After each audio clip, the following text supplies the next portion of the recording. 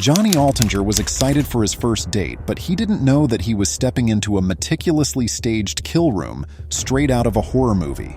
Mark Twitchell, inspired by the TV show Dexter, lured his victims into his garage, where they discovered too late that the horror wasn't just a storyline, it was their fate.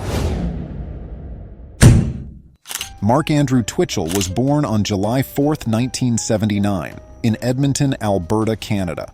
There isn't much public information about any significant trauma or abuse in his childhood, but he was a quiet and introverted child.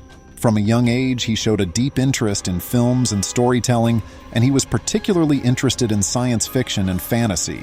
These early passions laid the foundation for his future ambitions in filmmaking, but it later led him to reveal his dark side. He was always captivated by the art of movies, and he dreamed of making a big impact in the film industry. As Twitchell grew older, his love for movies grew even stronger. He pursued his passion for filmmaking by earning a degree in radio and television arts.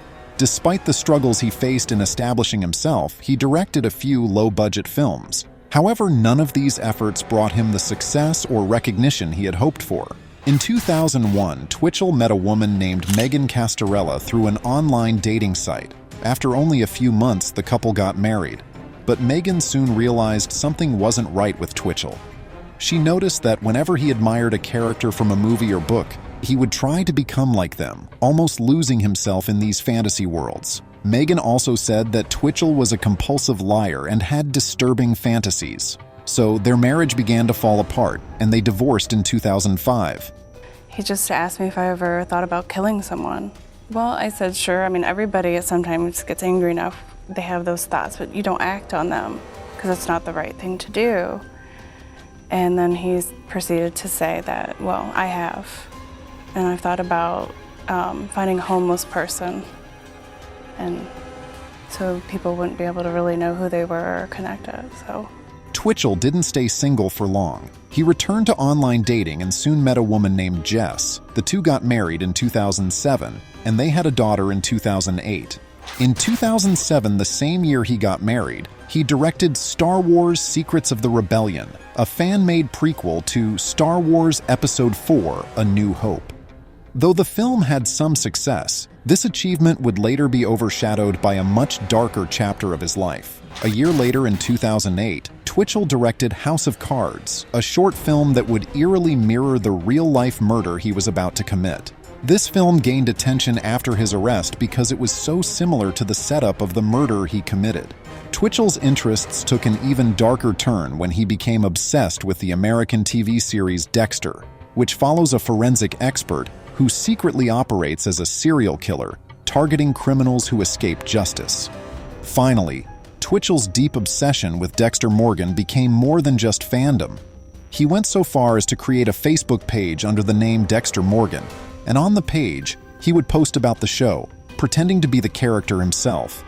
And through this Facebook page, he connected with others who were fans of Dexter. One woman who met Twitchell through the page recalled receiving a message from him saying that, "We all have a dark side, some darker than others, and you're not the only one to relate to Dexter." Twitchell believed more than anyone that he was like Dexter.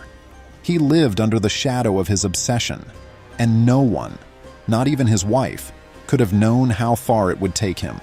The darkness he identified with began to consume him, leading him down a path that ultimately ended in a real-life murder. In October 2008, Twitchell finally decided to let his dark side take control. On October 3, 2008, Gilles Tétrault connected with a woman named Sheena on the dating site Plenty of Fish. They agreed to meet, but Sheena was the one who chose the location. Instead of giving Gilles an exact address, she gave him driving directions to guide him to their meeting spot. She's the one that told me what we were going to do, where we were going to go. You come pick me up, let's go to do this. You know what I mean? It's like, and it was fine with me, it didn't matter. In a message, Sheena wrote to Gilles, "The garage door will be open for you a touch. Don't worry about neighbors thinking you're a burglar." Believing there was a real woman behind the account, Gilles went to the garage, unaware of who was actually waiting for him. The moment he arrived, Twitchell, wearing a hockey mask, attacked him from behind. Though terrified, Gilles decided to fight back. So he grabbed Twitchell's weapon and realized it was fake. After a brief struggle, Gilles managed to escape from the garage. Unfortunately, Gilles didn't report what had happened at the time. If he had, it might have prevented the crime that occurred just 1 week later. At this point, we know that several factors caused Twitchell to try to become a serial killer. His obsession with Dexter played a major role, and he began to blur the lines between fiction and reality. Twitchell's deep interest in fictional worlds fueled his fantasies, and his filmmaking background provided a space for him to live out these fantasies through projects like House of Cards, which eerily mirrored the real-life murder that we are about to learn about. His psychopathic tendencies, like his lack of empathy and manipulative behavior, also contributed to his descent into violence. His desire for control and recognition, coupled with his personal and professional failures, pushed him to take extreme actions. Ultimately, on October 10, 2008, Twitchell chose his second victim, Johnny Altinger. Johnny Altinger was born on April 28, 1970 in Edmonton, Alberta, Canada. He grew up in a close-knit family of 5 and was well-liked by those around him. Friends described him as a smart and friendly man. On that day, 38-year-old Johnny arranged to meet a woman he had connected with on the dating site Plenty of Fish. Just like with his previous victim, Twitchell used a fake female identity and didn't provide Johnny with an exact address and instead gave him driving directions that led him to Twitchell's garage. Johnny, who expected to meet a woman, followed the instructions, and he was unaware of the danger waiting for him. As soon as Johnny arrived, Twitchell attacked him and struck Johnny on the head with a metal pipe. Then Twitchell stabbed Johnny to death before dismembering his body. Sadly, this time, Twitchell succeeded in carrying out his plan. The chilling part of the story is that before committing the murder, Twitchell informed his neighbors that he was filming a horror movie, which might involve loud noises or disturbing sounds. A few days after Johnny's murder, Twitchell posted a chilling message on Facebook to one of his friends. Suffice it to say that I crossed the line on Friday. He also used Johnny Altinger's email account to send messages to Johnny's friends, and he claimed that he had met a woman named Jen and had gone on a nice long tropical vacation. But Johnny's friends figured that the messages was suspicious and reported him missing. I just thought right away, after I had read this, that's got to be the weirdest message I've ever received. They phoned around. They phoned all of John's circle of friends. They phoned his work, and that's when they really started getting worried when he didn't show up at work. Johnny had sent the driving directions he received to his friends, and they passed them on to the police. The police followed the directions Johnny had sent to his friends and arrived at Mark Twitchell's garage door. During their initial search, they noticed what looked like blood splattered on the floor. Twitchell claimed it was fake blood used for a scene in his film, but a luminol test revealed large amounts of human blood that were invisible to the naked eye. Investigators also realized that the garage were very similar to a scene from the TV show Dexter. All the windows were covered with plastic sheets, the table was splattered with blood, and cleaning supplies were found in the room. Finally, on October 31, 2008, after forensic tests confirmed that the blood on a hockey mask found in Twitchell's car belonged to Johnny Altinger, Mark Twitchell was arrested. Now, you've been told that we're looking for a missing man. Mm-hmm. Okay. Have you been told his name? No. Okay. The name is John. Okay. Altinger. Altinger. Okay.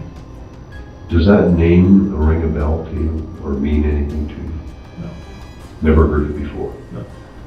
He's nobody that you've been using as an actor or that maybe Mike or Jason would have been in touch with? No, I don't think so.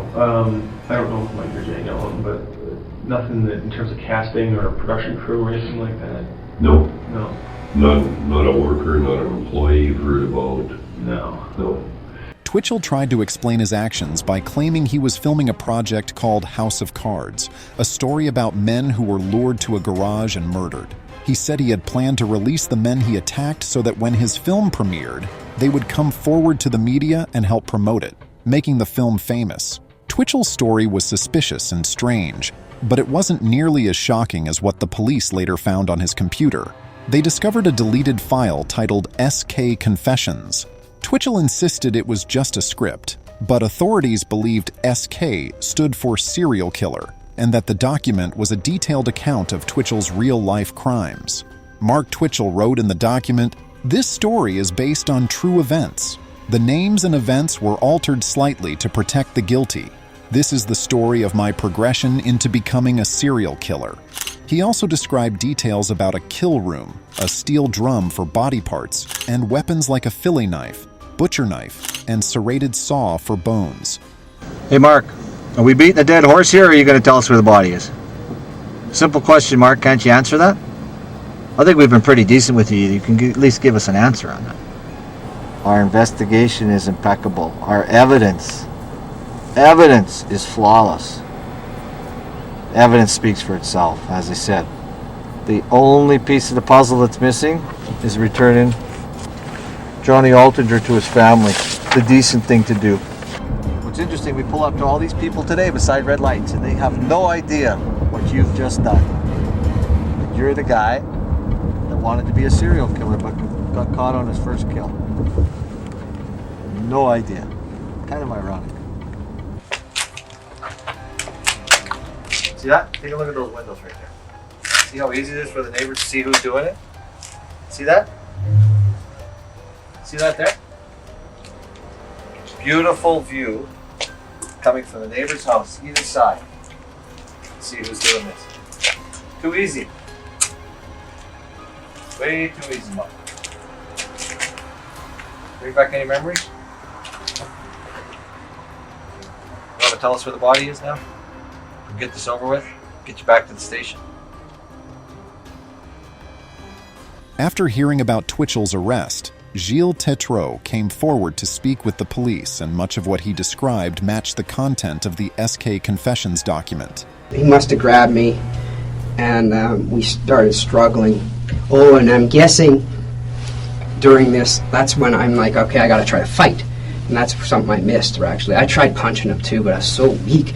And I remember trying to punch him, and I know I can't hit this mask because that's going to hurt my hands, so I'm trying to punch him in his chest. And I'm thinking, man, why am I so weak? And my punches aren't, I feel like I'm not doing anything, and it's like my punches are so weak. And then, so I realized, okay, I'm punching him, I'm not going to do anything. He's way bigger than me, and can't do anything. So then I started trying to kick him in the This is the whole thing. This is what I'm thinking while I'm doing this. This guy, he had, if he was more professional, he could have killed me right away.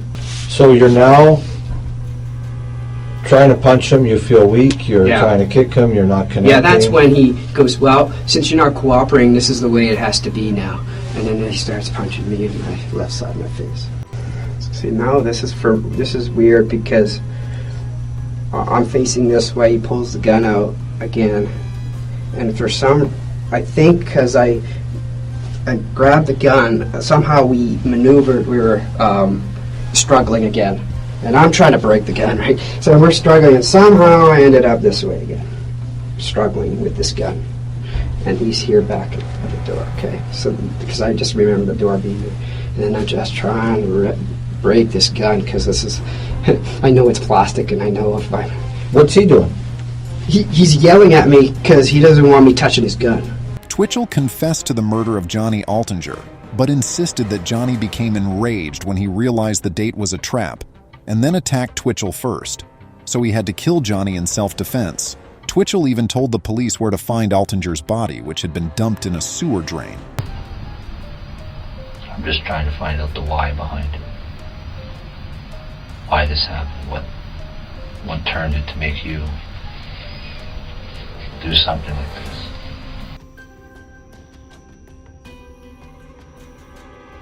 Despite his claims, the jury was unconvinced. Mark Twitchell was found guilty of first-degree murder and sentenced to life in prison with a minimum of 25 years before parole. Many believe that Twitchell's obsession with the character Dexter greatly influenced his crimes. However, Twitchell denied this, stating, As you're aware, Dexter has almost nothing to do with my case. There is no root cause, No school bully or impressionably gory movies or video game violence or Showtime television series to point the finger at. It is what it is, and I am what I am. Nevertheless, the author of The Devil's Cinema, The Untold Story Behind, who corresponded with Twitchell for the book, disagreed with his claim and said that, if you look at the evidence, there are significant links to Dexter. He had a kill room set up with plastic sheeting. He had a table set up for his victims. He had this kind of processing kit that was very similar to what Dexter uses. what do you think?